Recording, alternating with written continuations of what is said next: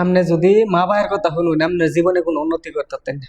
কে লাগে জানেন? আপনি বিদেশ আছেন না, হাসা কথা কইতেছি মন্দা শুনুন যে আপনি বিদেশ আছেন না, আর যত এই অভাব টভাব যত কিছু আছে সব কিন্তু আপনার লগে কইব।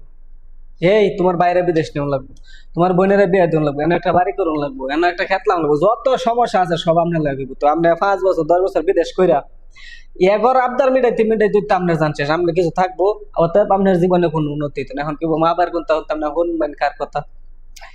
শুনবেন কার কথা? এখন এটা কইলে তো আবহাওয়া শুরু দেবেন, বউয়ের কথা শুনতে সোজা কথা। বাড়ির স্ট্যান্ডার্ডটা কোন দিকে আছে, কোন দিকে মোড় লইতেছে, কিভাবে চললে আপনার উন্নতি হইব এটা আপনার বউয়ে জানে। সব কলকাটি বউয়ের টেনে। যদি মা বাবার কথা শুনুন জীবন উন্নত হইতো না, সোজা কথা যেটা। কারণ মা বাবা চাইবো সবার মানে দিতে দিতে শেষ পর্যন্ত আমনে ফতুর থাকবেন, সেগুলোই বালা থাকবো। বাস্তব কথা, হয়তো অনেকের গায়ে লাগদারে, কিন্তু এটাই বাস্তব, সত্যি কথা যেটা।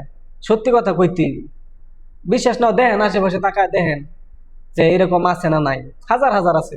মা বাবার কথা শুনে যা এত বাঙ্গা হারিকেল, এত বাঙ্গা হারিকেল যে বেটা বউয়ের কথা শুনে ঠিকঠাক মতো চলছে, এবারটাই করি হতে এলা ওকে হ্যাঁ ছোট ভাই, ওকে হ্যাঁ বড় ভাই, এটাই বাস্তব।